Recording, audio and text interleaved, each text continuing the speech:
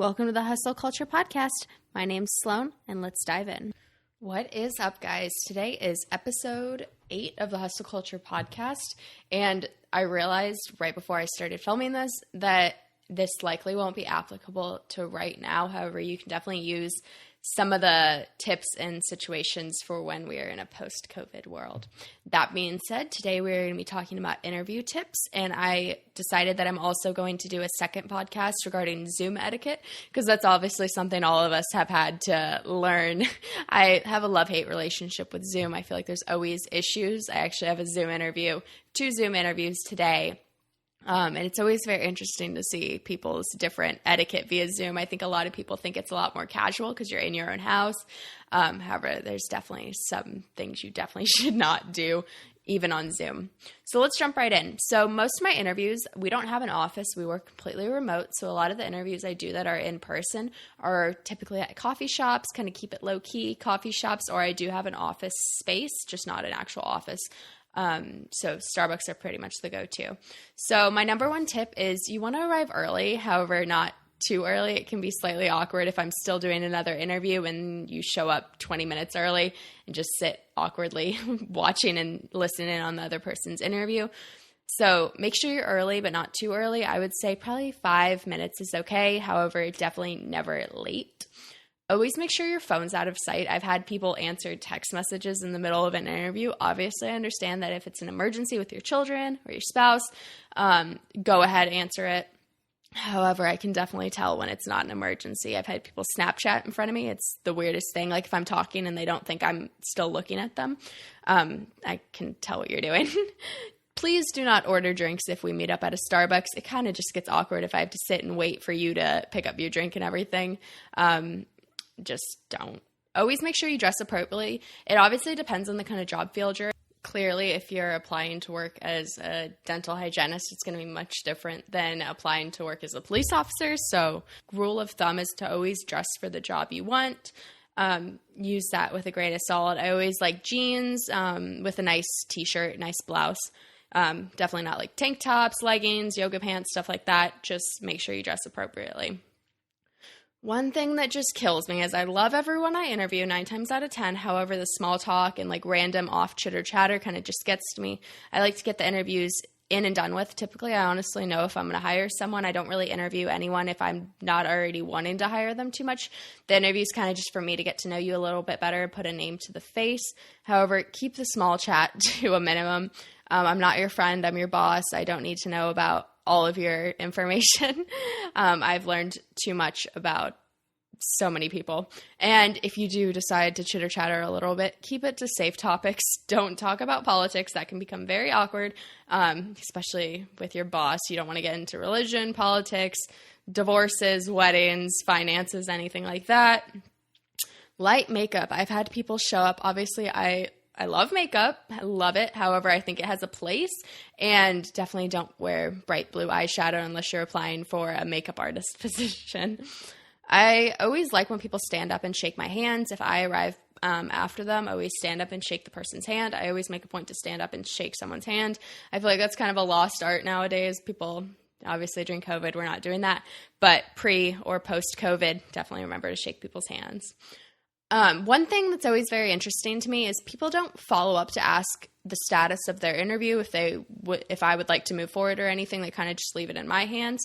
I'm very busy, and I promise I will follow up with everyone. However, it always intrigues me and piques my conscience and makes me think that you're definitely interested in the job. When you follow up, I want to say 48 hours beforehand. I have people who follow up right after their interview and just wait for about 48 hours.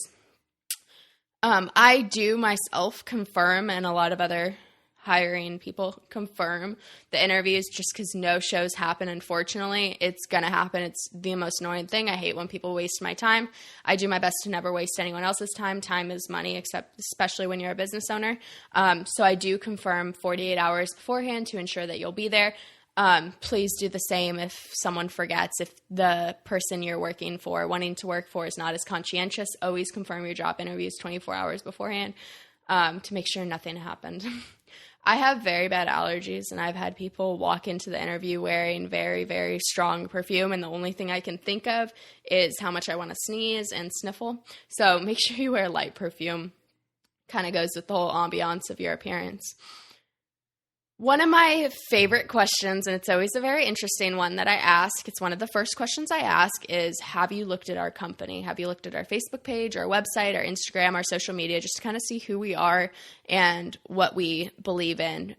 It astounds me how many people say no, and I would never, ever, ever apply to work for anywhere if I haven't researched the company enough beforehand to know their beliefs and their style. So always make sure you research before. It astounds me how many people say no. It's just, I feel like that's one of the first things you would do when you get a job offer or get an interview is look at the company. Just, I don't know why that has to be said. So many people don't know how to make eye contact, and I totally get it's a nervous thing. I do it too when I'm nervous. However, one tip I learned is to look at their eyebrows. Don't actually look them straight in the eyes. It'll look like you're looking them eyes, but if you just look at their eyebrows, can't tell the difference. Totally get it's a nervous thing, so I try and make the interviews as personable and relatable as possible, low stress. People do much better when they're not stressed out and nervous and anxious. So I always make a point to tell people that just no need to be nervous or anxious. One major thing that just kills me if I ask a question and someone says, I don't know. One thing I learned is you say, no, but I'm willing to learn. No, but I will research it more. Stuff like that. Don't say, I don't know. Obviously, don't say yes if you don't know. Just say no, but if you say, I don't know, it kind of makes me think that you haven't even researched what I'm asking you or you don't even know the topic that I'm asking you a question about. Obviously, life happens. If you're going to be late, make sure you let someone know. Make sure you let the person know. One tip, I just read a book. It was, I forget what it was called, but I'll link it in the description. But it was so good. I think it was called like business etiquette.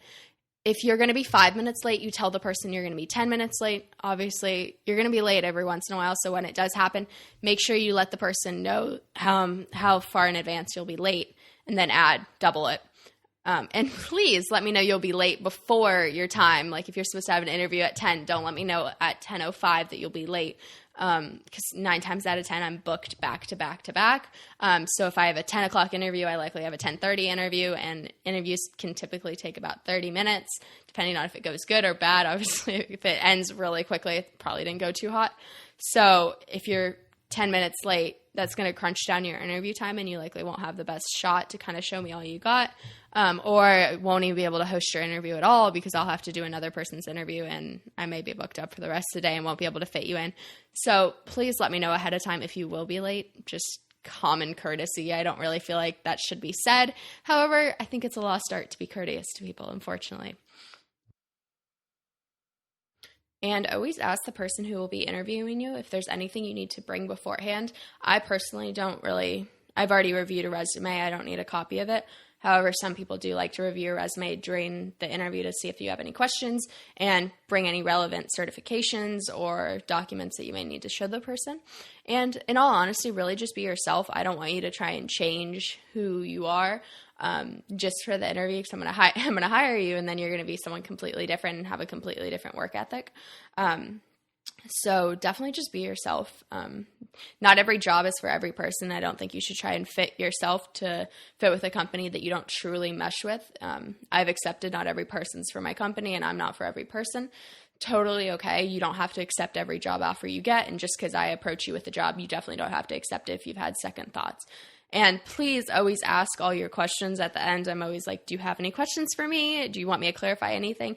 Everyone says no and then reaches out with 10 other questions later. And it's always best to be honest right up front if there's any reason that you think you might not be the best fit for the job. I want to have all the information so I can make the best educated decision, even if you think it's good, bad. We work with children, so we have people approach me and say, hey, can I bring my child to the job? It's always best to know that beforehand than me hire them and all of a sudden there's XYZ problems. They're not available at that time that I need them anymore. One other big thing that I want to speak on is convictions and felonies. each company is different, and unless it's like a corporation, a big company, small businesses can really work with you depending on what the conviction is, depending on the nature of the work you'll be doing. So always have it open and honest. You don't want we run background checks on everyone we work with, and I've had background checks come up with stuff that would be like crazy, and I would never hire someone for that. However, I only found out because I ran a background check on the person. Loved them otherwise. However, unfortunately, being that we do work with children, we can't risk that and have someone with felony convictions. So, but always have that open and honest. I'd much rather know ahead of time what I'm getting myself into, essentially, than find out about it later and then me have the perception that you're not being honest if it's a mild issue, that's something that wouldn't affect your ability to work with us, and you didn't tell us, and then I find out later. So just honesty is honestly the best policy. The last thing I want to leave on is how you act at your interview will show me how you're typically going to act on a day-to-day basis.